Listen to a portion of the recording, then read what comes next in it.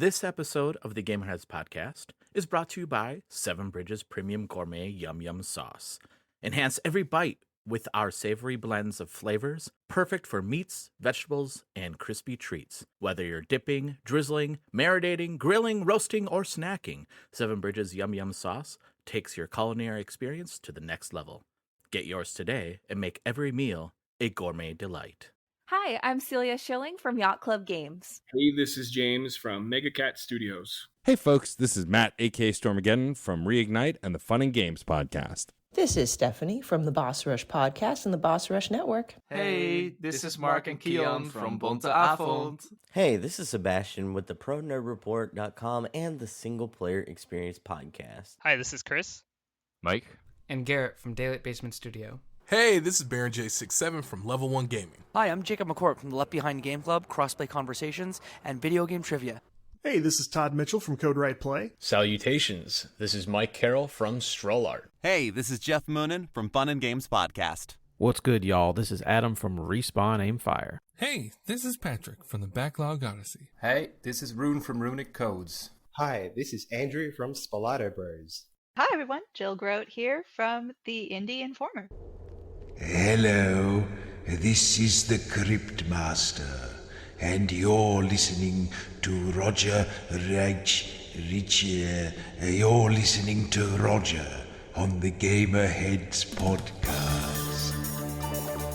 And welcome to another episode of the Gamerheads podcast. My name is Roger. Did I get you off track already, Roger? I know. I started laughing because I'm making movements with my head. Yeah, I caught you under the corner of my eye. And what is happening?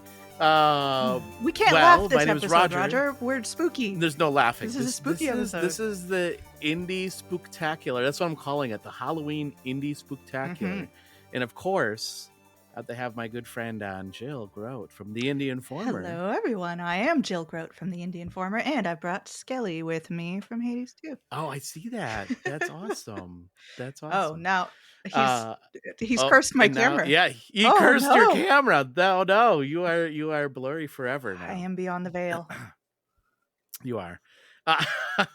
Well, welcome to the show, Jill. Thank you so much for joining me. Thank you for having me. Blurry and all. Let me see if I can get my camera to recognize my face instead of Skelly's. That's fine. That's okay. That's part of the scariness of the episode. Good thing there's only two of us here for people to look at. That's right. So yeah, as you can guess, this is going to be all about indie scary games. Well, so some of my games are like, me, yes, Jill. I do. I don't play many. Yeah, I don't play a lot of scary games. So like some of my games are not that scary, but some of them are a little creepy. So I'm excited to talk about that. Close to the camera, I'm so scary. But we have another guest here. We've got Noodles, my junior editor, in the background. She is also spooky because you can't see her fully defined by my camera. Yeah. Well, and we might have some other visitors. I suspect at some point one of my kids is going to come back here and say, "I need some I need help. I need help of something. Of some sort." But anyway, okay. I'm taking over already for the spooky spectacular. I know. Here's the thing. Wait. Can I? Yeah. I know this is not indie, but do you see my shirt? Do you see this? It says Belmont. Oh, okay. It's kind of backwards. Yeah. Is it? No. Yeah. That is a very good t-shirt. I mean, that was a very good t-shirt. Isn't that cool? I mean, we had the Dead Cells DLC. Oh, that's true. So we can consider that part of that. So there you go. And Vampire Survivors. And they just did Balatro crossover too. That's why it's wild what they keep doing. That is really wild. That's crazy. Yeah. That's what you do when you hit upon a formula that just explodes and you weren't expecting it, and you're just like, let's just do whatever we want. Really? Yeah. Speaking of doing whatever we want, like, Roger. This is what this episode's all about. This is what makes it the Indie Spooktacular. Roger sent me, just for like background so everybody knows. Roger sends me usually a little outline of what we're going to be doing and what I should do with that. Yeah. So basically, he told me bring 5 scary indie games to talk about. I didn't do that. Or in fact, Oh. I went off on my own. I chose 5 indie categories, each with 5 indie games involved in them. Because I know, Roger, that you are a aficionado of the horror scene. You are just in for the thrills, the scares. You want to be terrified. I do. Well, yeah. No, hey, you know what? I will say this. You know what I played the other night? What'd you play the other night? Phasmophobia. Phasmophobia. Yeah. It's scary. And it can be. It was fun. It was fun. You did it. Congratulations. Did you get the ghosts correct? Yes. All 3 times. No, one time we didn't.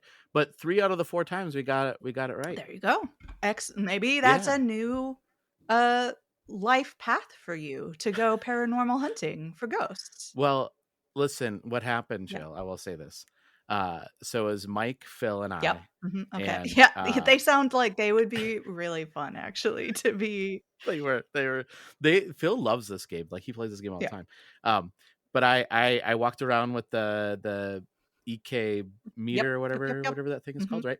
Once I picked up where the ghost was, I'm going back to the truck, guys. You guys set up the camera, so I'll go back to the truck. You need that one person, though, because what ends up happening inevitably is that everyone gets too excited, you stay for too long, and then people start getting murdered.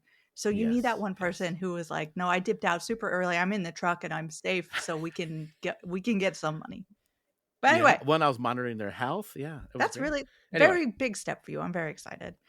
Yeah, that was So I'm prepared. I was preparing for this episode. I'm going to reveal my 5 categories, and we can maybe talk about some or all of them depending on how you feel. I don't want to push you. I want this to be like a consent situation, but like okay. So I have all right, and these are all. This is Jeopardy. These are all indie games. No, you can only ask in the form of a question or whatever. That's but right.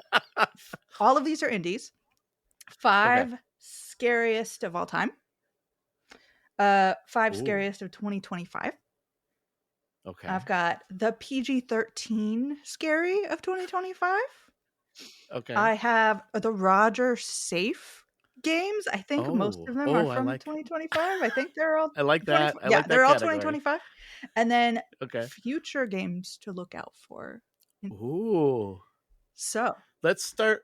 Let's dip our toes. Let's start with the Roger will like these games. Okay, you're one of those people then, Roger, who are like, I've got good news and bad news. So you want to start with the good news, is what you're telling me. Yes, of course. Okay. Yes, of course. So, well, because you work your way up. You work your way up.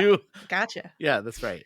I'm one of those people that just dives into the deep end, and then I get like, as I'm getting more tired, then it gets easier, Yeah. Okay. Sure. I also want to point out that I wrote this on a section of my journal, which really realistically only had room for 3 lists. So I'm going to be kind of like in between here. What did I write?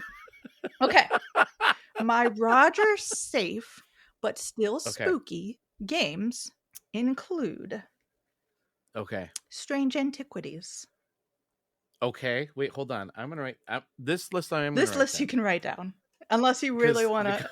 Everyone else who's watching and everybody in the chat, just write down in the comments which one you want Roger to play of the spookier ones and get him to do it.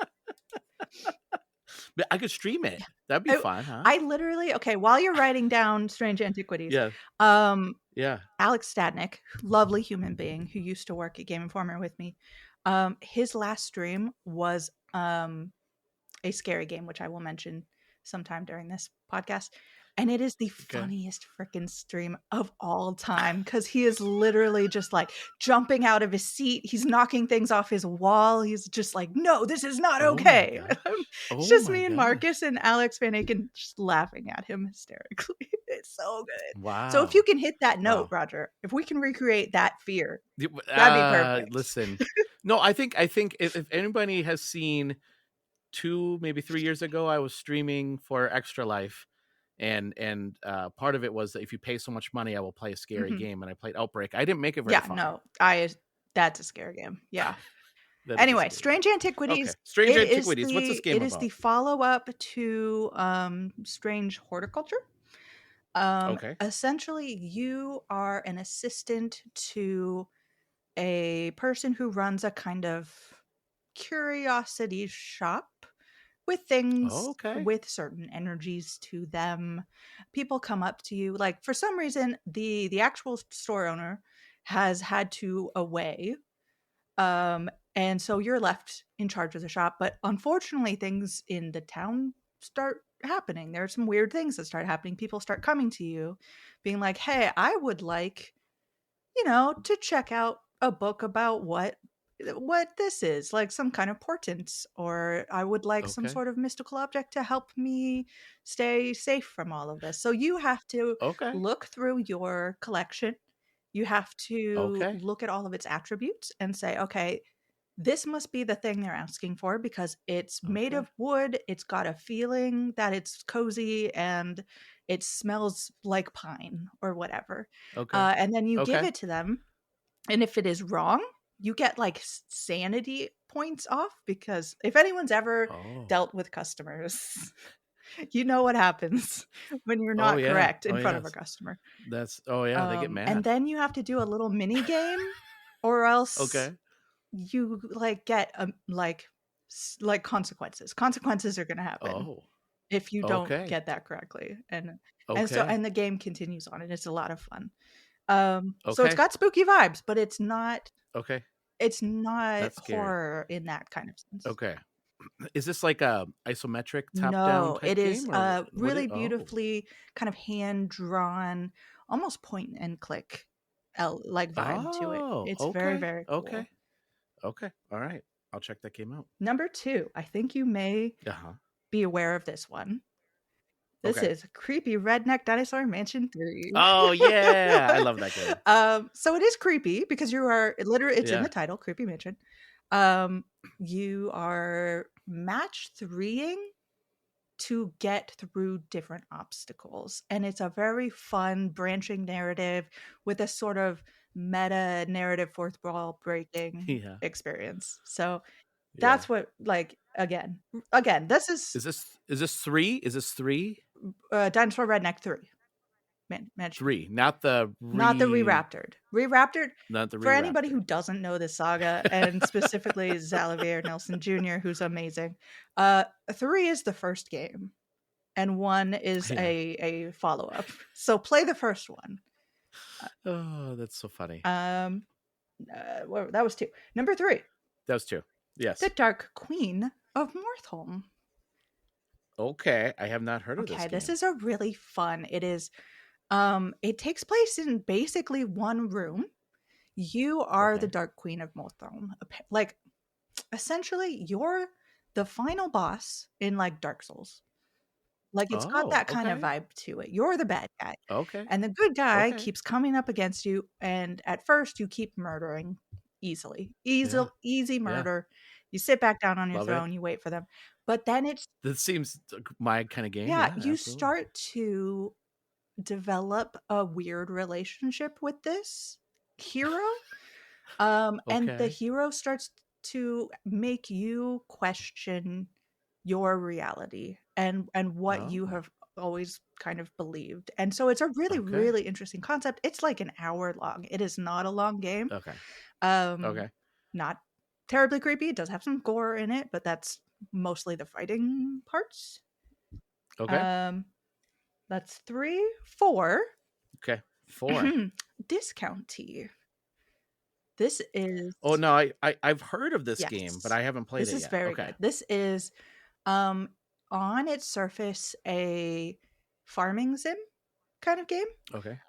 And a shopkeeping sim kind of, because it's not really farming. It is, a management sim. So if you think less, Stardew and more shopkeeping sim, whatever those big sims that have been kind of grocery shopping sims, and you are in charge of a grocery store.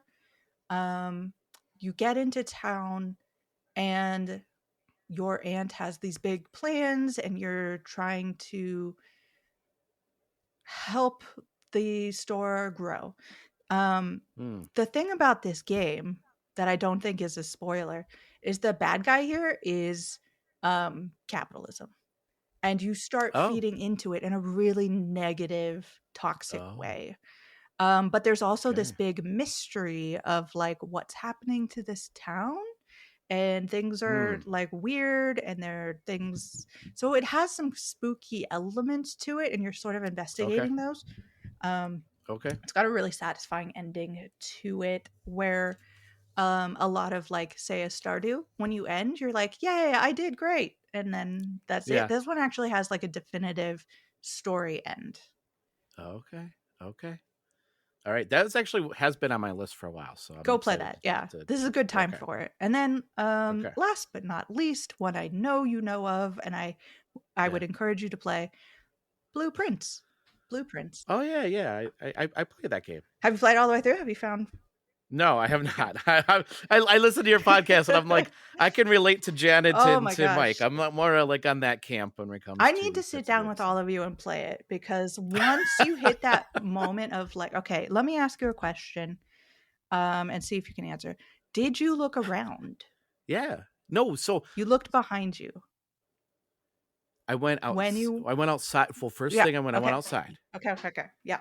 And because and here's why I went outside is because I was watching a stream of Kind of Funny, and I think you were in the stream. I was like, Mike, go outside, and I was like, okay, I'm gonna do that. So that was the first thing I did. Was I went outside. Right. Yeah. Okay. That's a really fun. Yeah. Thing. It's one of those games where it's like turning around and realizing there's an outside is a big part of the game. So it's like, that's wild that you can do that, because you can get so focused on like, okay, I'm going down, I'm going to put the rooms down, I'm going to explore, to just completely realize you've missed a whole other part of the game. Yeah. I love that kind of game. Yeah. So yeah. Okay. Those are Blueprints. good. Those are good picks.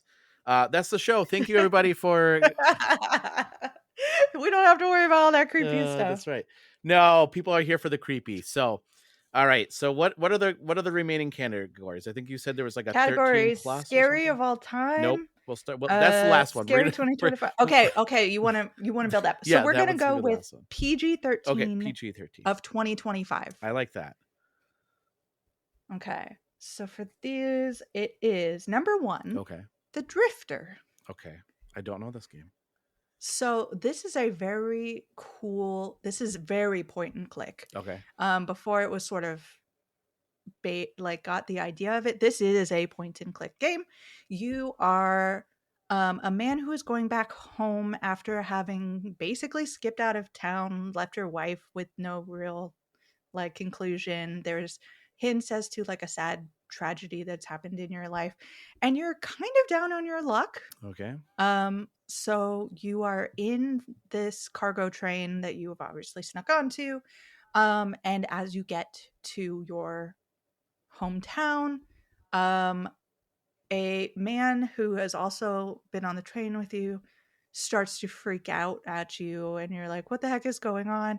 You open the door, and men in like FBI level like infiltrator masks shoot you down. But then you do not die. You restart. And you realize something weird is happening, and you get through like another section where you're now in a homeless camp, talking to people, some of which you know quite well. Yeah. And you're just trying to get home because you're like, something weird just happened here. The guys catch up with you again, throw you in a lake, and you find a bunch of dead bodies are down at the bottom of the lake, having been like chained and dropped down. So it seems like you're not the first person that this has happened to. Yeah. And you die. But then you relive again, and you can, every time that you repeat that process, you, the player, have more knowledge as to what you need to do, so you can get out of your situation quicker. So like the first time I drowned, I didn't know, like, okay, if I breathe into the bottle that I have some oxygen, so I can have time to get this out in order to cut this, and like, so it's very, very clever that way. Okay. But it's also fairly spooky. Yeah. It is it concerns a lot of death. It concerns some tragedy involved with his life. So yeah. Okay. Is this part of the, maybe it's not, but the pixel pulp games like the Mothman game and it's not, but it has that look to it. Okay. It might be part of the Steam Fright Fest that's going on right okay. now. Okay. So y'all should go check that out. This is a really good time to go get scary games on Steam. Yeah. Okay. Number two. Number two. Sorry, We're Closed. Oh, that's on my. That's actually, I reviewed that game. I like that game a lot. Well, you go ahead and you tell us about it. What? Okay. Give myself a little break. All right. So, this game, you are. Well, first of all, it looks and feels like a PS1, PS2 type game, right? Kind of like in that era. And and you are a person who is in love with, or was in love, or had a relationship with like a TV star, a TV actress, right? And something like that. And then you are like kind of heartbroken a little bit over whatever happened, and then all of a sudden weird stuff starts happening, and a demon shows up. And they're like you do. Like they do, right? And this demon's like, I am gonna possess your soul or own your soul after so many days, and you have to figure out how to get out of this. Or no, she's just like, I'm gonna possess your soul. And then it turns out like the people around you like are angels and demons, and they're like, we can help you, we can make sure that you get out of this. But there's other people like they get sucked into this world, and it's just really weird. But it's really cool, and she has these wild dreams, and or are they dreams? Are they dreams? That's true. That's true. And it's just there's moments that are creepy for sure. Like the first time, like I was going into, so it's been a while. I reviewed this. It's been a while since I played it, but there was like this house that I was walking through, and like I heard this scraping of metal, and then there's like this monster walking around with this sword. And then the first time I was like, well, I'll just run past that person. But you can't. Like you have to figure out like there's puzzles in this game, right? So and then you have a third eye, and then that third eye can open up puzzles for you too, and then like you can see different things. You can hit him in the heart. You can hit him in the heart. Oh yeah, the shooting mechanics are really hard for me. No, That's, I agree. I think one of the harder things for people to get past. Yeah, it is in that sense very like PS1, PS2 coded. But like you can get through that, and then the game itself is just really compelling in the way that it sets things up, even though you don't really know what's going on or what you're doing a lot of the time. You're just like, okay, I'm along for the ride. This is happening. It's a trippy game. Yeah. Did I describe that well enough? Did you think? Excellently. Okay. I think so. Excellently. I actually went into this whole thing about how the demon really is heartbroken too in my review, and like, but that's another. Read the review. Yeah, go check it out. That's right. That's right. I'm gonna do that for myself in just a second. I am going to shout out Worship. Okay. It is currently in early access. But the idea is it's sort of a Pikmin game. Oh, okay. But your Pikmin are cult members you've sacrificed, and you use your blood to make them do things. Okay. All right. Real wholesome here.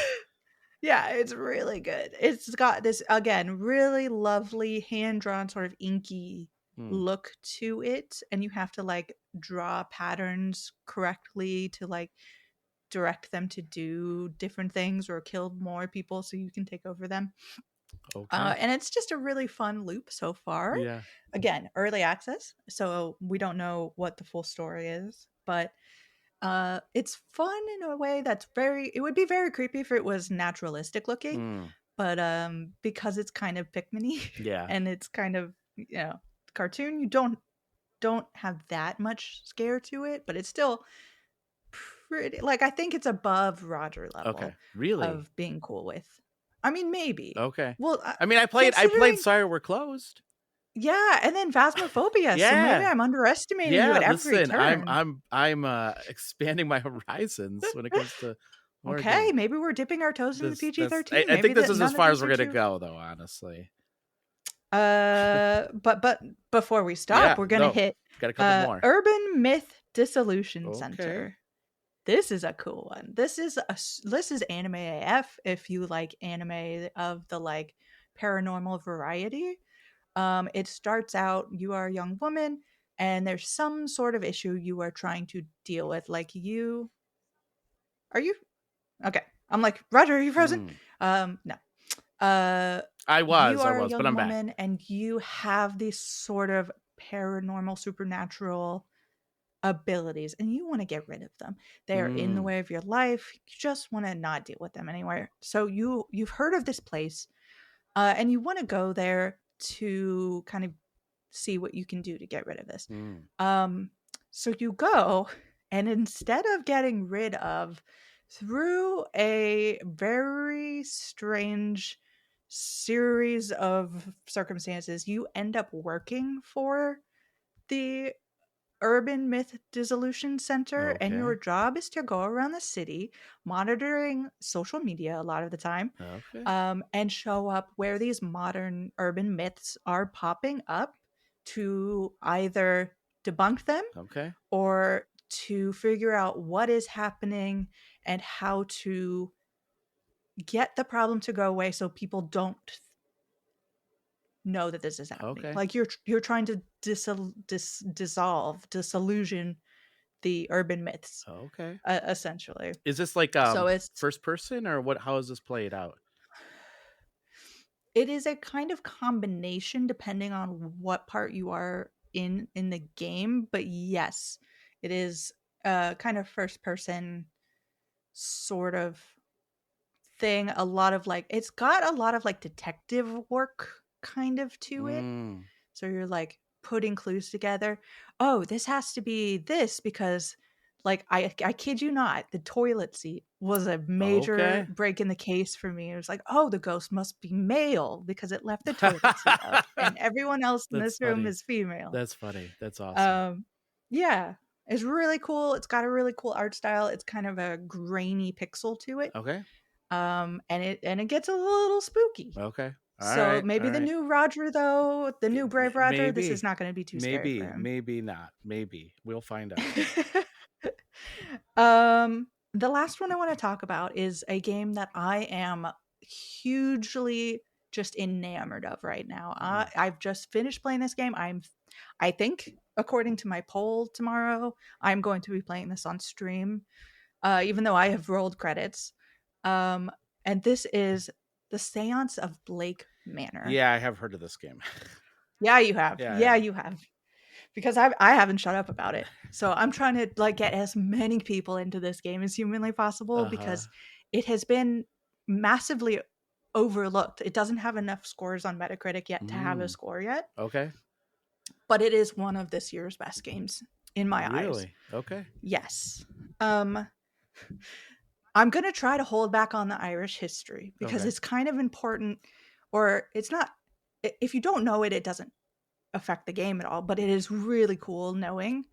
But it's an Irish game, like in its soul. You are a detective and you receive a letter, unsigned, mysterious, with a lot of money in it. I think it's like £200 or something, which is like really a lot of money at the time. We are talking 1897. In Ireland. So you get this letter that says, I am writing to you from Blake Manor. It is a hotel. We had a guest show up, Evelyn Dean, who was here and is no longer here. I am certain she has not left the building. She is not checked out. And we do not know what has happened to her. I need you to come and investigate and be kind of quiet about it. So you have no idea who's hired you, why they've hired you, if this is even a disappearance. First of all, it's got a like real intense comic book look to it. Like wood carved, deep ingrained lines. Oh, cool. Really, really beautiful. The most amazing thing about this game, like, it is a detective game. It is a much more Case of the Golden Idol sort of experience than like a Blueprints, because a lot of people say, like, they see that art style and they see the old house and they're like, oh, it's Blueprints. It's really, really different. Instead of being able to just like, I look at everything and I go through everything and I talk to everyone doing everything, the game is very, very time centric. Okay. So it starts on October the 29th. There's going to be a seance on October the 31st. Okay. You have until that time to figure out the central mystery of what has happened. And when you get in, you have the time above your head. Yeah. So it's like 11 p.m. or whatever. Almost every single interaction you have will cost you 1 minute. Okay. So in essence, every hour you can make 60 interactions. Okay. That's talking to people about anything. That's looking around for clues. That's solving puzzles. So you have suddenly this like very urgent need to be smart about your time and what you are doing and how you're figuring things out. So you don't want to be just like, oh, a stack of papers, let me look at that. The stack of papers took a minute from me and now I have to like, but you also want to talk to everybody and like talk to them about everything. But you're like, okay, well, this person is from the United States. They're probably not going to know much about Irish lore. So maybe we don't talk to them about that.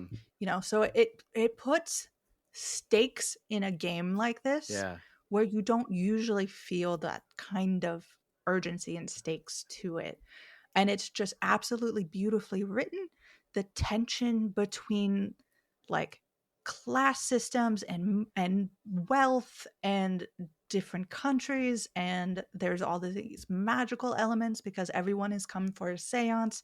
So you have all these levels of like people who really believe in magic, people who can do magic, people who are trying to debunk magic, people who are like wishing to be part of the magic scene but aren't, you know, like, and by figuring out what everyone's motives are and solving kind of their individual things, you get closer and closer to figuring out what actually happened to Evelyn Dean. And the choices that you make kind of consequentially because of the way the game is built, your game is always going to be different from someone else's. And the rewards at the end, showing the rewards and or drawbacks to what you have decided to do, at the end are really, really satisfying because you're like, I put a lot of effort into that. And so this world is different because of me. And it's a really, really cool feeling at the end. Do you have to be really smart to play this game, though? No. Okay. This is a step below, I think, Blueprints. Okay. Very, very clever the way that they have done it. You don't have like you have situations where you're trying to like form hypotheses. Hypotheses. You know what I'm saying? One of those. When you get to that point, it is essentially, like I said, Golden Idol coded. So the hypothesis pops up and it is a bunch of empty words that you're slotting in. And then if you do it wrong, it will say, oh no, this doesn't make any sense. So you can't accidentally, like, I was worried about this the whole time that I was playing. I'm like, did I get something wrong and I just don't know it? But no, you can't. It will tell you you've done it wrong and let you go back and redo it. So it's this really clever balance of like guiding you and holding your hand, but also making you feel really, really clever for the things you have found. And it feels like you found them. You know? Very, very good. So this sounds more up my alley than some of the other games you mentioned in this category. This doesn't sound that scary, though. Is it scary? Oh, it's scary. I mean, it's not. It's PG-13 scary. Okay. So, like, it is Halloween time or Samhain time for Ireland. Okay. There are ghosts involved. There are magical things happening. It is in essence a murder mystery, and some of the murder mystery is whether a murder has taken place or not. Okay. So like there is the like it's kind of Agatha Christie level. Yeah. That's what I was thinking. Spooky. It feels more like Yeah. The Haunting of Venice or something like that. Yeah. Okay. Yeah. Okay. So like again, PG-13. Yeah, I think I can handle. I think I can handle this game. This actually sounds right up my alley. In fact, when you said it's so good, Agatha Christie, I was thinking I just played Death on the Nile, and Death on the Nile. it was very good, and this sounds like my kind of game. So very cool. Yeah. I'm so into this. It doesn't help that it's like super. I just finished. I just finished this when I was on vacation in early October. It's called The Graves Are Walking. It's about the Great Famine in Ireland. Oh. So like having had all of this in my head and knowing kind of some of the history behind what was happening in Ireland not too long ago in this game, there's a lot. So like during my stream tomorrow, if I do end up streaming this game, it's going to be history time. I'm going to be like sitting down and being like, okay, everybody, this is what you need to know about what's happening in this time period in Ireland. That's cool. That's cool. So yeah. So that was the final game in this PG-13 category. PG-13 category. Okay. Where are we going? Well, again, my gut tells me that's the show, but we're going to keep trudging on here. I guess. There's 2 categories or 3 more categories? We have 3. Oh, we have 3. So we've got scariest of all time, scary of 2025, and future scary games. Okay. Okay. Well, let's go to the future games because I feel like. Are you sure you don't want to go through the darkest and then get a little bit of light back? Yeah, maybe you're right. Maybe we save the future for the very end. Okay, just to palate cleanse a little bit. Exactly. Let's do the scariest of 2025. And I'm probably not going to write any of these games down.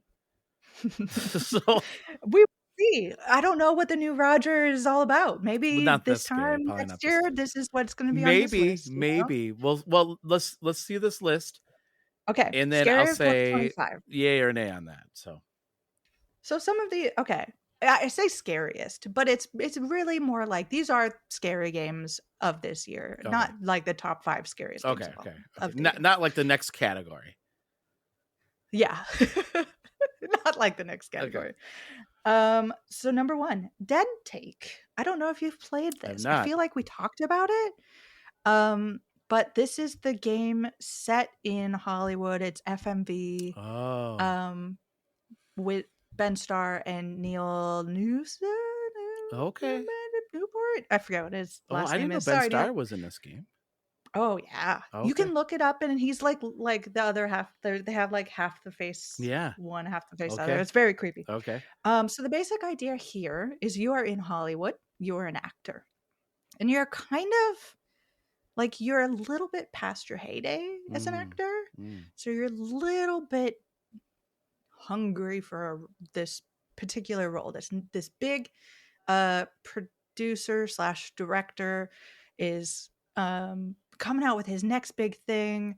He's like huge name. If it were to happen, it would be amazing for you. He seems to be interested in you. But the role has already been cast by a friend of yours. And so one day your friend goes to this big producer's house for a party and doesn't come back. He has gone missing. So you go to this house in the Hollywood Hills, giant mansion, to figure out what has happened to your friend who's no longer answering phone calls or talking with you at all. And you very like resi sort of coded walking through the big scary house, room to room, solving puzzles to get to the next room sort of thing. Another like besides that aspect of it, the big element is the video clips you'll find throughout the house. You can watch in a projector room, and the performances might be the best performances of this year. Wow. It's just like this whole tangled web of like industry people, some of them kind of smarmy, some of them like seeming good, and then other clips you find are like, oh, you just stabbed that person in the back. Some people like, but it's all kind of showing the desperation and exploitation of the industry and how that all works. And it gets really, really intense. So yeah. What is this game called? This is called Dead Take. Dead Take. Okay. I haven't heard of this. I haven't heard of this game. You might. I might have streamed it. I know that Kind of Funny streamed it because I was watching. Okay. So you can kind of dip your toe in and see, like, is it too creepy for me? Yeah. Next one. No, I'm not a human. I saw this on your list, and I saw because like it was funny when we were talking about scary games, and I was like, I don't know if I played any scary games, and then I went to your site, which is theindieinformer.com. Yeah, and then you do a nice job of listing all these games, and this was one of the games that I was like, oh, I know this game. So yeah, but tell me about this game. So it's kind of lo-fi CRVT TV sort of look to the art. You are in a house, and let me read it. I'll read the actual Steam thing. Okay. It says, warning, stay inside, lock your doors, close the blinds, only let humans in, eliminate all visitors, an anxiety horror about paranoia in the end of times. So it's essentially got this element of Papers, Please. Yeah, okay. So like you're trying to determine whether or not this person is safe to let in. Okay. I'm sure nothing bad happens. I'm sure if you let in anybody, it's fine. It's fine. Yeah. I don't want to go any farther into explaining that experience. That's basically all you need to know about the experience. Okay. And if that one might be a step higher on the scary I would tell you even Dead Take might be a little bit too much for me, but I believe in you. Okay. Third, Karma, the Dark World. Okay. This is one of those. It is a psychological horror game. It's hard to explain because I don't know what's going on a lot of the time, but it's got a just cataclysm of scary looks and things that are happening. You're like, that's not good. Like at one point, you're sort of just walking through a workplace that's just wrong. It's got like mannequin dogs for some reason, and then they move, and then you walk through a bunch of TVs. This doesn't sound like my game. No. And then one of the scariest things, after you walk through that, you realize like it's your job, so you sit down at a desk, and it's your job to like stamp. Okay. Stamp. Okay. Stamp. Okay. Stamp, and you slowly go insane as you're stamping, as you would if you just as you would. Yeah. And then the monitor that you didn't even know was in front of you turns on, and it's like, have you taken your company happy pills? Take those and everything will be fine. And then you take them and everything turns back to like totally normal, and you go back to happily stamping, and it just gets creepier and creepier as you go on through this game. It is very good if you're looking for a real creepy game. This is a like Mike level creepy game. Yeah. That's a little bit maybe too much for me, but okay, so this one maybe won't be too much for you. I'm gonna shout out Heartworm. Okay. I've heard of this one too, but I don't know this one. This is again a very PlayStation 1 inspired, to almost its detriment, because the controls are inverted and it kind of works in that clunkier way, which makes it a little more horrifying, but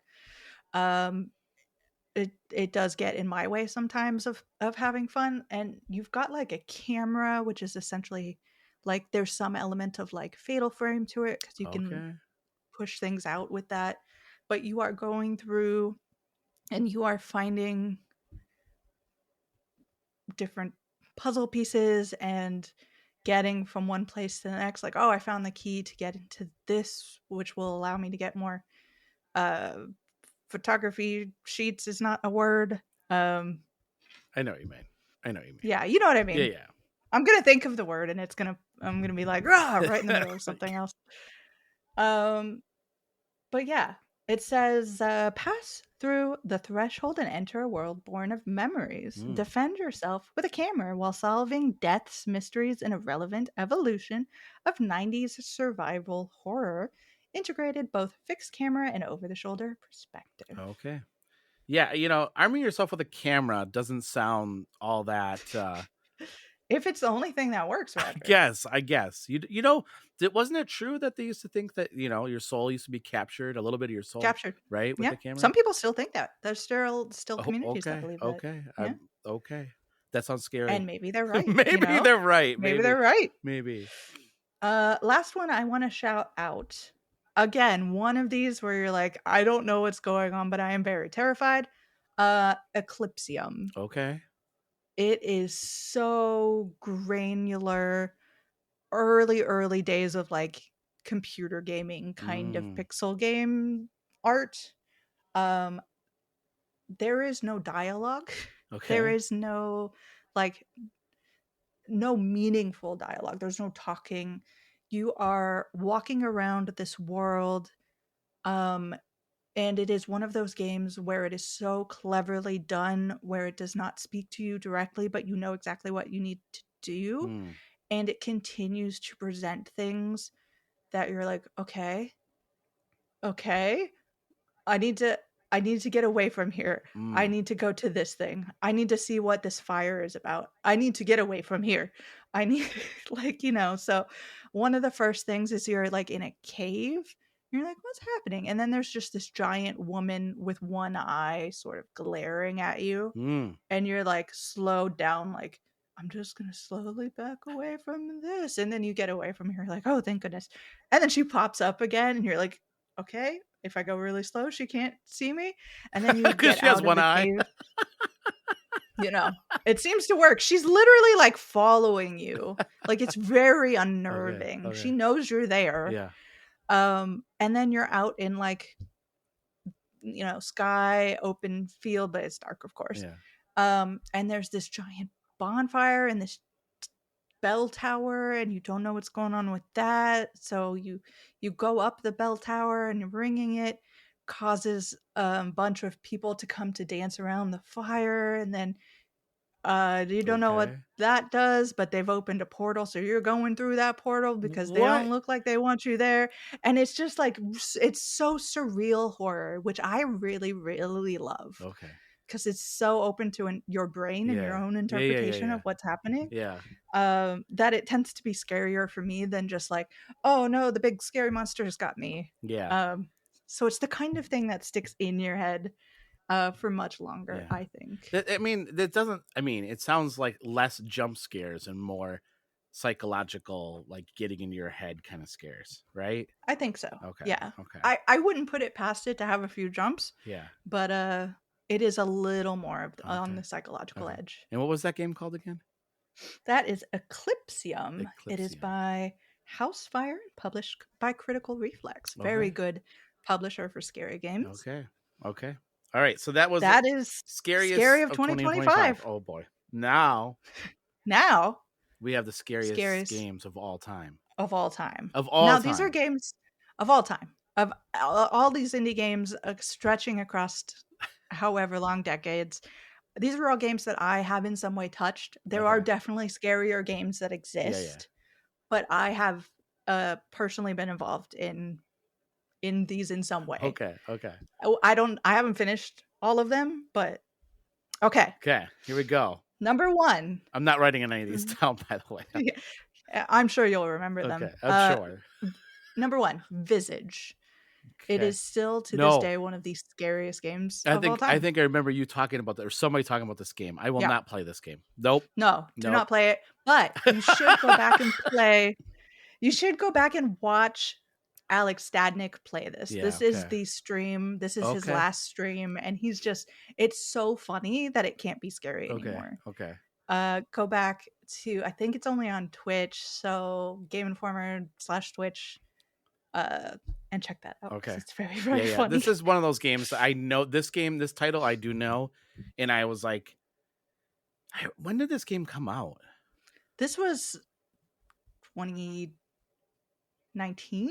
Yeah, somewhere in I was there. gonna say because it came out when we were Gamerheads was around, and somebody joked you should play this game, and I said I'm never playing this game. Nope, that's not gonna happen. This is the kind of game you make people who are scared of these kinds of games play to watch them freak out. Yes. And it's really funny. It turns out. So people in chat, remember Visage. Put that out. Put that down in the comments. Yeah. You go play that. Okay, number 2, Devotion. You have talked about this game. You know, I own this Yes. game. I actually own this game because of you. I think you could get through it. I think you can. I get haven't played through it yet, but I got it because of you. Because you talked so highly of this game. So it is so good. It is a very, very good game. It is very clever. It talks about a lot of tensions in masculinity and toxic masculinity, patriarchy, money concerns. And it's by Red Candle Games, who did Nine Souls more recently.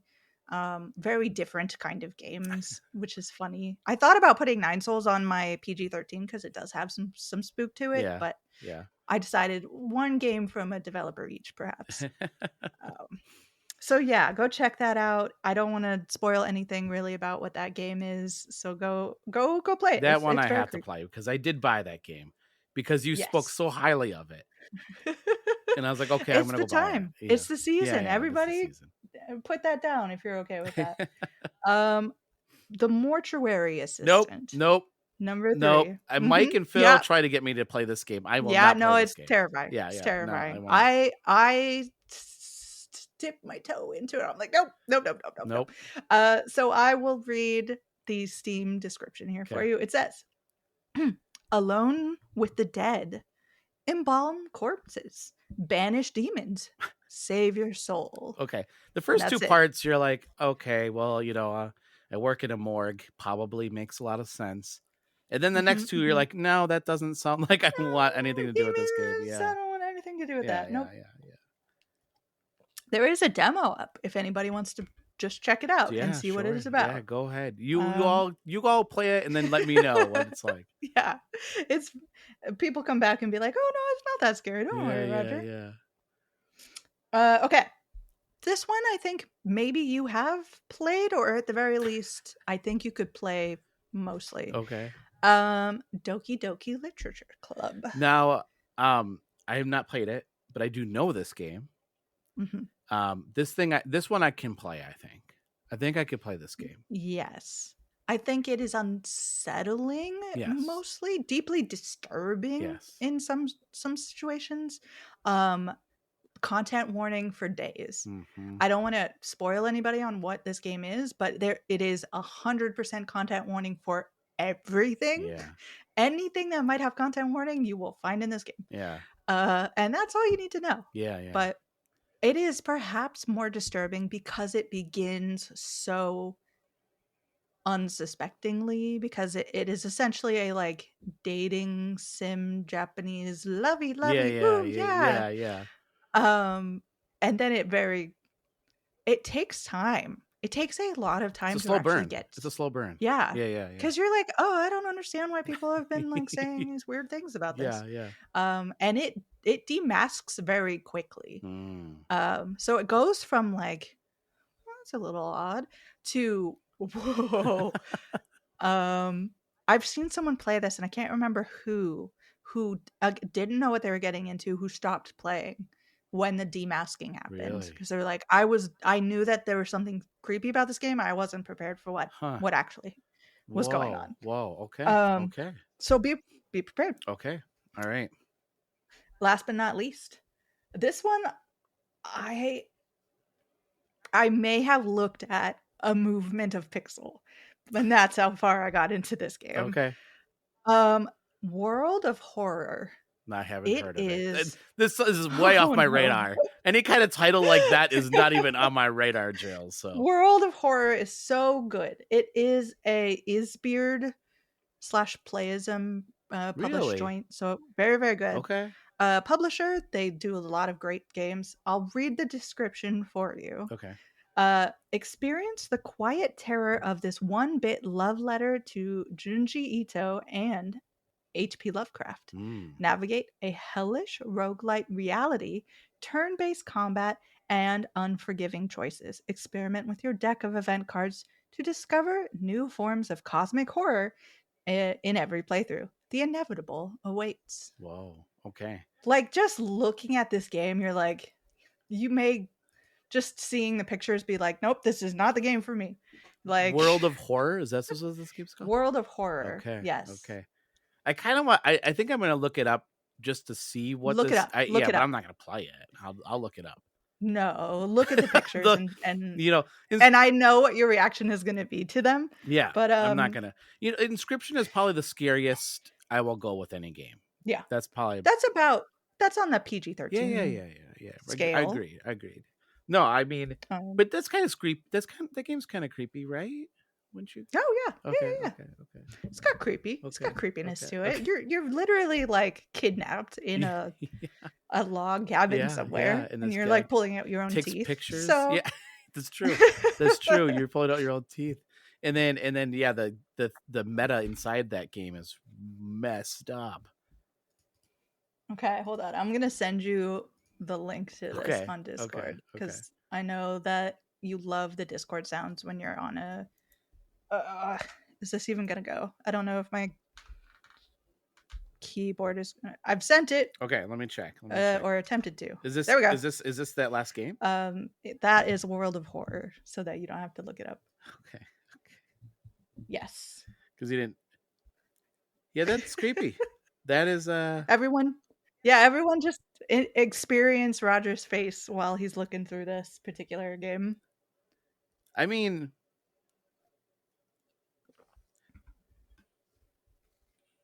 nope, not for nope, not for me. Just the beginning. Roger, I'm not hearing you scary. anymore. I think you might have scared the computer just by opening this game. I think you're right.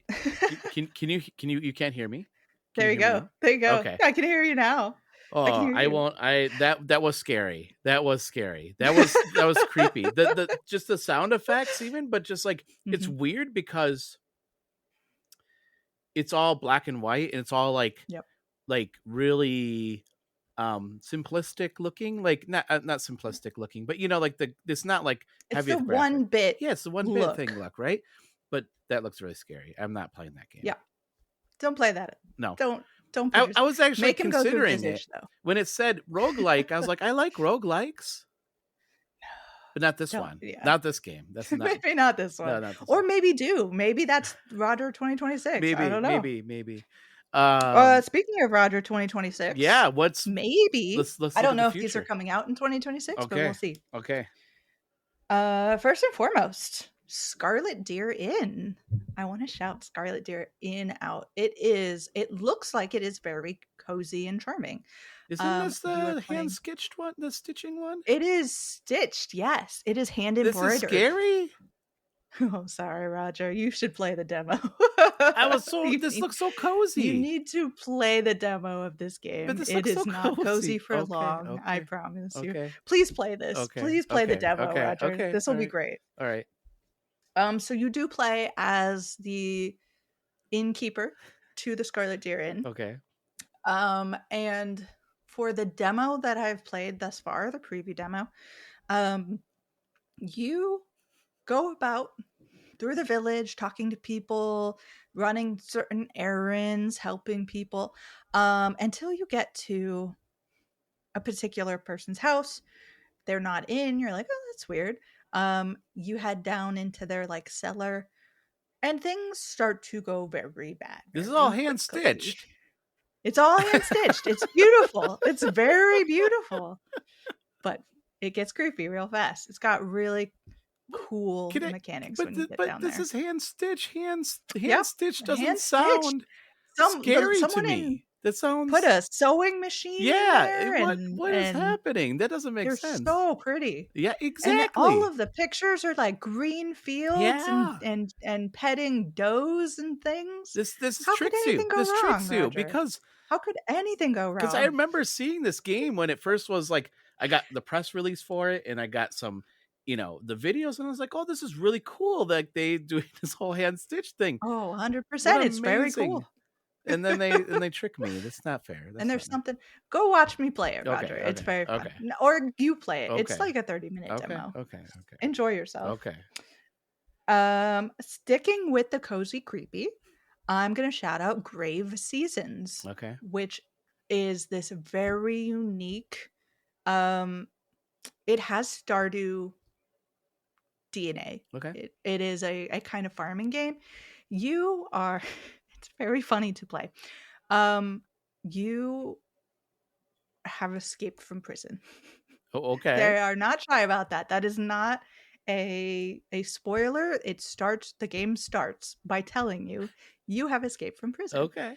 And you, by ways perhaps we will not discuss, become the owner of a farm in this cozy farming town. Okay. And it's a lovely little farm, and it's got places to grow turnips and to cook meals. It's absolutely like a little crafting station. I mean, outside the fact that you broke out of prison. Who knows? But Who knows what happened? Yeah, with I mean, that? maybe You've always got a crowbar with you. Like, there's no reason to question why. It's a sort of Shawshank Redemption type thing. You know what I mean? It's possible. You get visits from the locals who are lovely and friendly, and we're not going to question why half their face is covered in terrifying scars. And they're happy to welcome you in, and one of them asks you to come with them on a trip into the forest, but it's getting dark, so they kind of want company. Nope. And then can you choose not to go into the forest? No, because you're making friends, Roger. You want your friends to you want to go out and be with them. This is like Dredge. Remember Dredge? I don't go fishing after it goes night. See, but unlike Dredge, what happens next involves so much blood. Oh. Just so much blood. Okay. So, that is Grave Seasons. Please do check it out. It's very, very interesting. Besmirch, I want to shout out as well. It's also a farming sim. Okay. A little more on the psychological creepiness. It's a more pixel, and things are. You are, from what I understand, and I've not gone hands-on with this game yet, you are farming for the benefit of like a terror god. Okay. So like there's a lot more involved there that's explicitly spooky. Okay.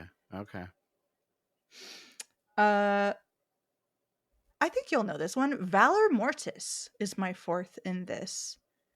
Valor Mortis is that game. I originally saw this trailer, and my first reaction was it is like a Dark Souls French Revolution. Okay. Or like a Bloodborne is probably a Okay. better. Okay.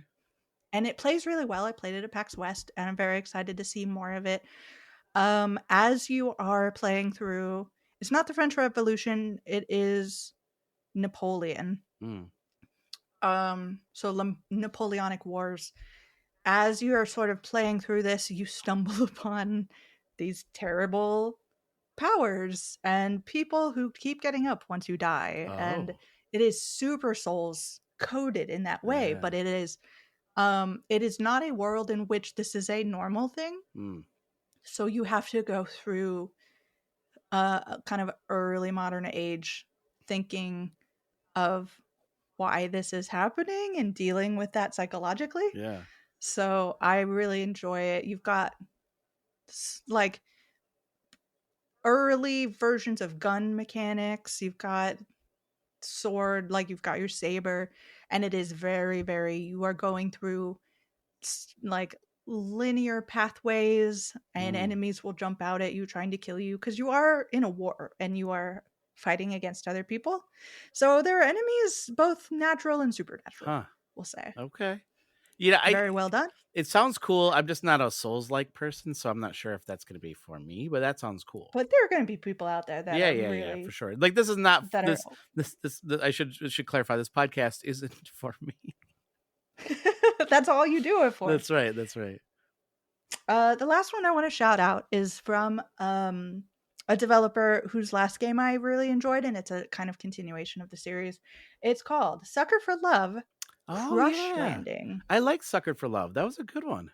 It's a good one. Yeah. And this one is, instead of being, because the last Sucker for Love was kind of set in a rural Japan sort of creepy mansion house. This is set in a major city. Okay. You're in a high rise and a meteor crashes through your room, literally into your living room. And the meteor turns itself into a very lovely woman. Oh, okay. But as you attempt to interact with this, what looks like a very lovely woman, you can tell this is a otherworldly being. This is something from beyond our understanding. Like your hands start to disintegrate and you don't care because of the like charm. Oh yeah. Essential charm spell that you've been put under. Okay. So I'm very interested to see where this one goes. Sucker for Love usually plays around with these like dating sim-esque elements that lean into horror. So where this goes, I have no idea, but it is still full of that like fun, ridiculous absurdness that I really love in these other games. Yeah. And we'll see what happens with my otherworldly visitor. Wow. So that is what to look for in the future. Okay. That one I would check out. That one I will check out because I like the first one a lot. So, well, that's a good list. I have a couple games that I wanted to shout out for. Okay, Roger friendly games. We love it. These are Roger friendly games. So I mentioned sorry we're closed. Yep. That was on my list. Cabernet. Yes. That game is very fun. I love the fact that it's you're a vampire.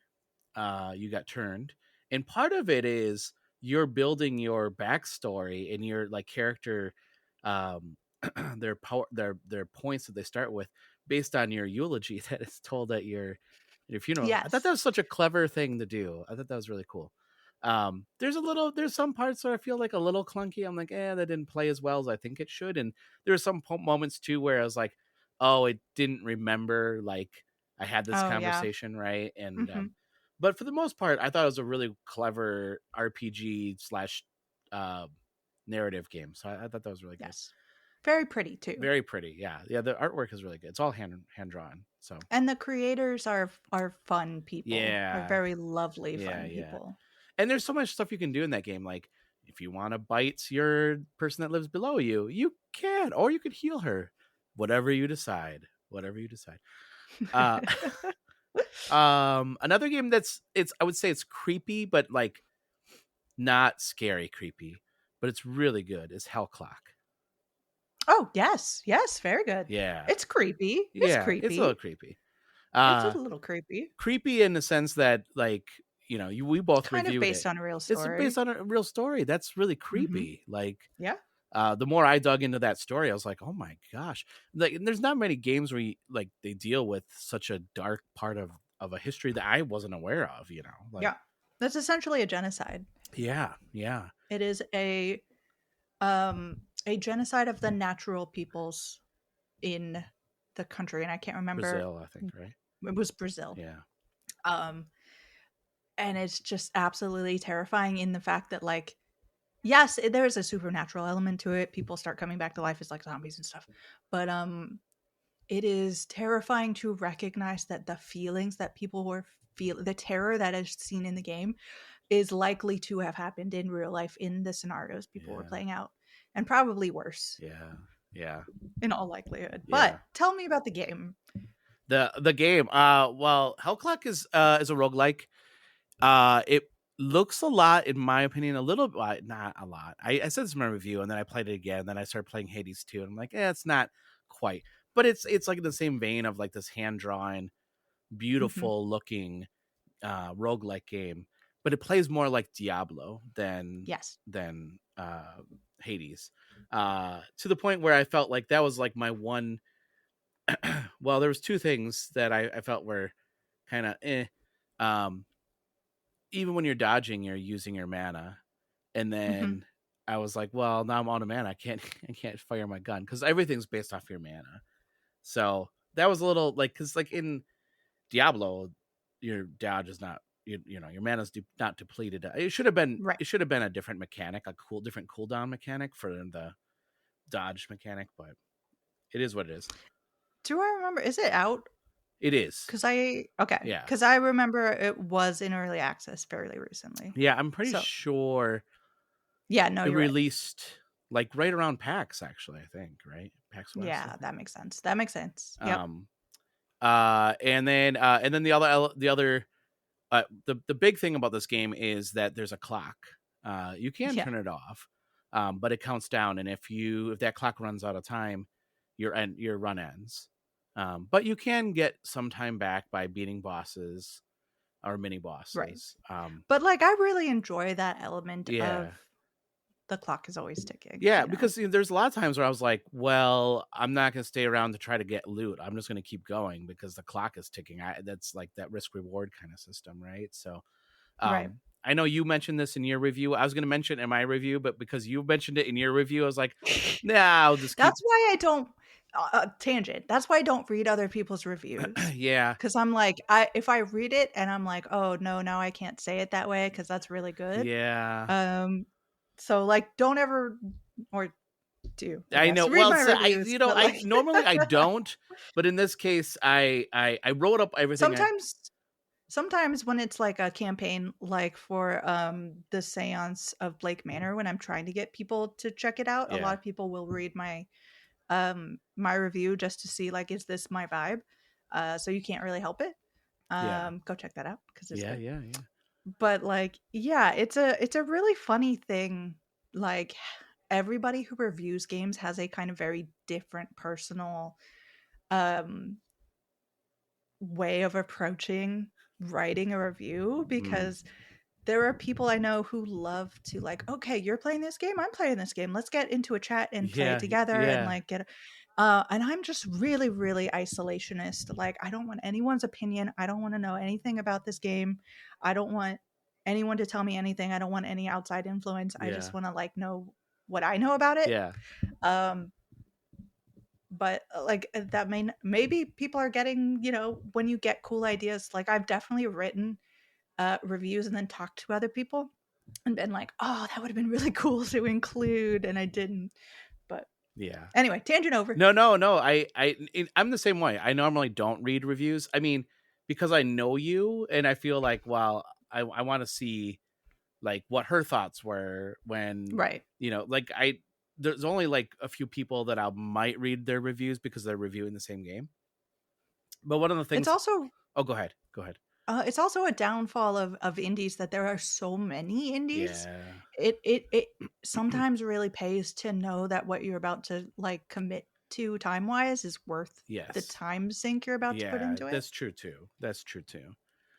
But you mentioned, and I was like, yep, felt the same way, that it's all in Portuguese, the voice acting. Isn't it? It or can be turned to English. Oh, I did talk to the developer about that, and they're like, there is somewhere in the menus, but that is not. It's not really called out. Okay. So it's really beautiful to listen to. It's a shame that you can't listen to it because it does all have subtitles. It does. But sometimes when you're playing a game that takes a lot of skill and time and focus, you can't be reading the subtitles alongside it. That was the same thing I ran into. And I was like, oh, well, Jill called that out. I'm not going to call it my review too, but I thought the same thing. I was like, oh, like there's some one-liners that he'll throw out that I had no idea what he was saying. I'm just like, I bet that sounds really cool. I bet that's a cool thing that he's saying. Right. I bet you it was funny, but I didn't get a chance to listen to that. And then so anyway, so Hell Clock is very good. Hell Clock. Couple other games. This one is like not, well, it's Halloween only because they're witches, and I really enjoy this game a lot. Spirit Swap, lo-fi beats to match 3-2. Love it. Yep. So it's 100% counts. They're witches. Yeah, they're witches. Cute. It's a good story. It's a good wholesome story. And lots of pretty people to look at. Yeah, there's a lot of pretty people to look at. Really good hand-drawn artwork as well, and the people that made the game are really cool people, and I really lovely. Yeah, I like. It was so nice. I met them at PAX a couple years ago, and then I remember what happened, but whatever you do on Blue Sky, I'm not sure what this called, but I posted something on Blue Sky, and they're like, "Oh, Roger, it's so good to hear from you again." And I was like, "That was so sweet." Like, it was nice. Yeah, they're that kind of people. Yeah, like, exactly. Like, to go off on another tangent, like it is really fun covering indies because you get that closeness to a creator that you don't get a lot of times on like a AAA experience. So you're just like, I want this game to do well, not only because it is a good game, but also because these people are lovely and deserve the success that this game deserves as well. Yeah. So, Spirit Swap, lo-fi beats to match 3-2. Two more. Monster Train. Is that indie? Monster Train 2? Okay. Yeah. Okay. So, Monster Train 2 just came out this year. A lot of fun. I love the Very first strategic. one, and the second one's very good too. And there's lots of monsters.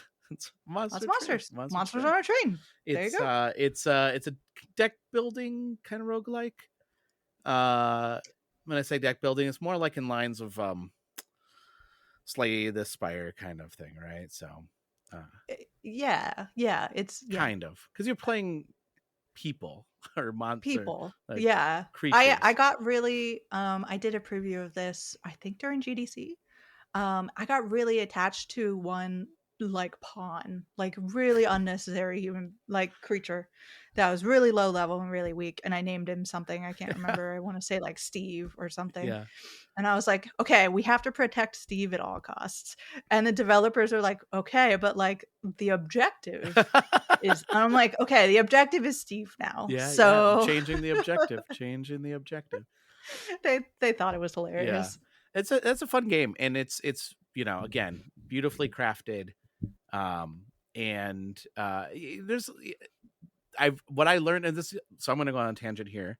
Okay, I love it. One of the things I really enjoy about reviewing games, this is what I tell people, like when like somebody's getting into reviewing games or getting into talking about games, is open yourself up to trying games that you haven't tried before. 100%. Because I never knew I liked deck builders until I started playing reviewing. I was like, oh, okay, I'll try that game. And I'm like, oh my goodness, this game is like, I love deck builders. I didn't know I liked deck builders. Turns out I do. That's such a good call out. I've run into people who are nervous because they're not like super knowledgeable or experts in the field of a genre, and they don't want to branch out, and it can be really upsetting when you are trying your best at something and you go for it and you swing for the fences, and then you put so much time and effort and it goes up online and someone's just a real dick to you about it, and you're like, that can be really, really discouraging. So I understand why people get concerned about dealing with that. But like, and especially me when I was younger and I was just getting into this field, I wanted to be taken seriously. I was worried about being a woman and not having people like trust my opinions on things. So I was like, I can't do anything that I don't know that well, because I didn't really get a choice a lot of the time. It was kind of like, you take the work that you can get a lot of the time. Yeah.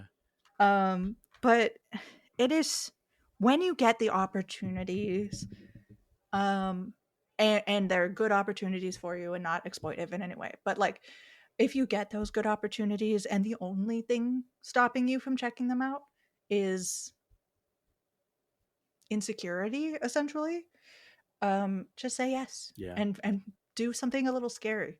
Yeah. If you're not doing something scary in your life every once in a while, like, you're not doing it. Yeah, you're not You need to growing. be Yeah. you need to be pushing yourself, and sometimes you hate the thing and Yeah. it sucks. And that's okay. That's its own experience. Yes. You've learned that. But it is like, even if you're not working in the industry, if you're just listening to this and you are listening to some of these games and you're like, that's not a game for me, I'm not going to check that out, just pick one of the games we've talked about and just maybe check out a demo. Don't buy it. Yeah. And maybe you'll be like, oh, I thought this cute little embroidered game wasn't going to be for me, but it turned out to be kind of creepy. I thought it was gonna be cute. It turns out it's not.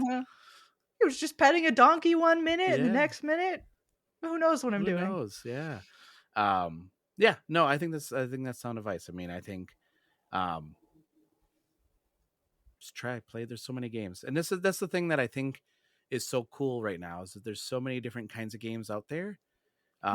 Unlike, like we're kind of like, we're close to the same age, I think.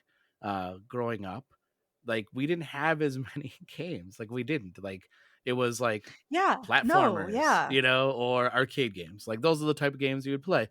And then you're like, well, what was this kind of like game? I didn't develop the ability to dislike the game I was playing until basically adulthood. Yeah. Because, like, when I was a kid, I had one game that I got for like the year. Yeah. So, I think you are muted again. Oh, there you come go. on. All right, there we go. Yeah, so you only had one game, and so you were kind of like, okay, this is a game I'm playing, which is how I ended up like 100%ing Glover. Yeah. Which I'm like, I hate Glover to my core. Yeah. But, like, that's just kind of what you did, because you didn't have the embarrassment of riches that we currently have for indie games. Yeah. And that's another, like, it's a funny thing, because it sounds very like, well, back in my day. And it's like, no, because it is objectively better to have all of these games at your disposal to be able to pick from.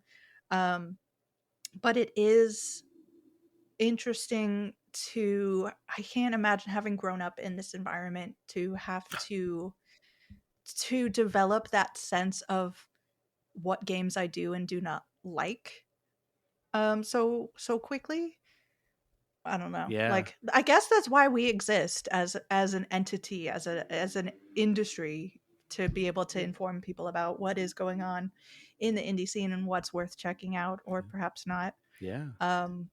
Because it's wild out there. Like, going off on a tangent, November 11th, that entire time period, like that week, is I cannot believe it. I know. Unbelievable. Yeah. It's I'm sort of stressed just thinking about it, Yeah, it's good. I know. It's funny because I don't know how. I'm going to show a little secret sauce, or a little, maybe not secret sauce. There's no secret to sauce. anything that I do. Maybe more pulling the curtain behind.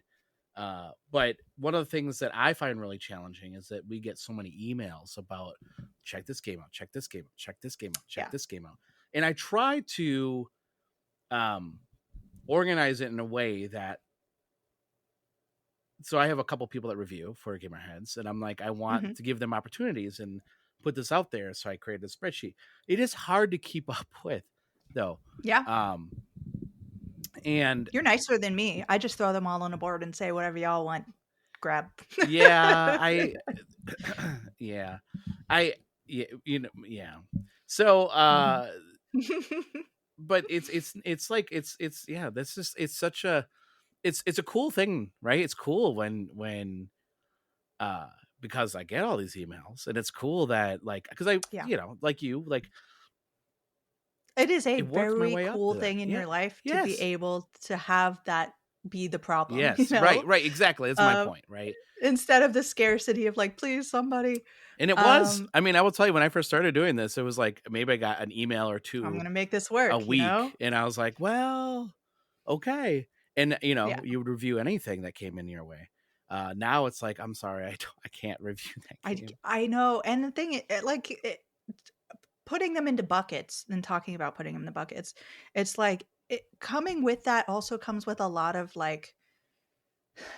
Now we have to vet things and be very careful because it's like, oh, this is first of all not an indie. Yeah. Like I got a code recently. I don't know if I want to shout out what the game was, but I got a code recently that's kind of indie coded, but it's definitely a first party game. I was like, oh, I really want to play this, but it is not in any way indie. Yeah. Or just like people who are sort of pushing not great like AI stuff onto you or like that kind of growth. So you do have to go through the weeds a lot. Yeah. Just to get to the things that are actual possibilities. Yeah. And then you have to prioritize your time is so valuable.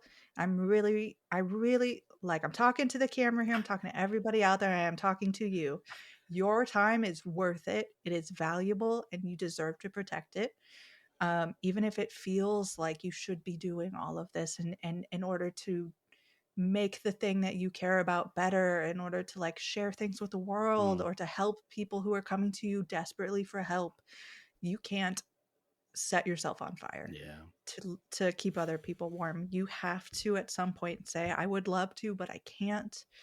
And try not to feel bad about that because you have to keep going. You put on your own oxygen mask before helping other people's with theirs.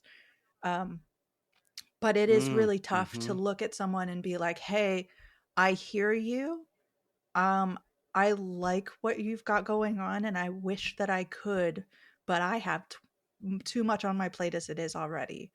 And that really sucks because, you know, a lot of the times in indies, if you're not covering something, it doesn't get covered. Yeah. And that is a huge difference between them succeeding and failing. And sometimes like the Seance of Blake Manor, everyone should be checking out right now, is a fantastic game, which at the point of me putting up my review, hopefully more people have done so at this point. There were not enough reviews to have a Metacritic like official review score. So it's technically non-reviewed. It does not have a review score because there's just not enough people who, and it only needs to get 4, you know, it's not a high number. So I'm really, really hoping that I am putting out so many, like, y'all need to be playing this game so that it can get the love that it definitely deserves right now. Yeah. Well, thank you for joining me. Before we leave, why don't you tell people how they can find you on social media, where they can go to your website and check out your reviews and everything that you do, including your podcast. Yeah, including my podcast. You can find me at theindieinformer.com is the best place where everything is included. On Blue Sky, it's at the Indie Informer. I don't think I have .com yet. I should probably do that. You can follow me personally at Finrune on Blue Sky. All of the links to everything else. I do streams on Twitch. We do put up a podcast. The Indie Council just put out its newest episode about Halloween and Halloween games, which are completely different games than what we talked about here, which is a lot of fun. Yeah, that's awesome. Yeah, because there are a lot of really good. Indie is such a rich field for horror. So go check that out. I recently-ish, like a couple of months ago, got into the Game Informer magazine. You can check out my article if you go. You can sign up for virtual and or physical. I'm a big physical person, so I have physical magazines. It's back here. I don't know if you guys can see it or if it's cut out. But yeah, I think that's it. Was that everything, Roger? I think so. Oh, and Twitch. You do stream. I do stream, and you can find the link on theindieinformer.com. Yeah. I may be. I need to go look at my polls and see what's happened, but I may be streaming the Seance of Blake Manor tomorrow. There you go. Or maybe today. When today. This is yeah, it'll be today. Yeah, today. on Halloween. On Halloween. Listeners, you can follow us on Blue Sky as well at gamerheadspodcast.com. You can follow me at Rogue Leader 1976 on Blue Sky. Check out our website at gamerheadspodcast.com. And then we occasionally stream, not as much as we probably should. But like Jill said, time is, hard to find. Yep. So, yeah. Well, Jill, thank you so much for joining me. This is fun. Thank you so much for going through the list here and sharing a bunch of games. I every time you're on the show, I have a list of games. I need to play. You have a whole new list. And every time I come on the show, I immediately go, I know what you said we were going to do, but I decided to do something different. That's okay. And because you know what? You have a better idea. Like a lot of times I'm just like, I'm just making this shit up as I go along, Jill. I have no idea what I'm doing. Secret aside to everybody out there. We're all just making it up as we go. I promise you. It's true. Don't tell Roger. Don't tell Roger. Don't tell me. I know it's funny because when you come on the show, you're like, "Oh, you provided me an outline," and everybody else is like, so nice. "Where's our outline?" Every time we do a show, you never give us an outline. It is funny now though, like that. Like I have other people that are on Gamerhead staff. I'll say we're gonna record, and they'll say, what's the topic? I'm like, why do I have to have a topic? Can't we just record? Can't we just like talk about stuff? Like, randomly bring up stuff. You guys bring me a topic and we'll do that. Yeah, that's exactly what I say. Well, thank you so much, Jill, for joining me. It was really great. Thank you for having me on. Thank you to everybody listening, watching, and hopefully enjoying all the games that we talked about. Yeah. Every single one. Every single one. And if you're not playing indies, what are you doing? So good question. Yeah. With that, everyone, stay safe and game on. Bye. Bye. Happy Halloween. Happy Halloween.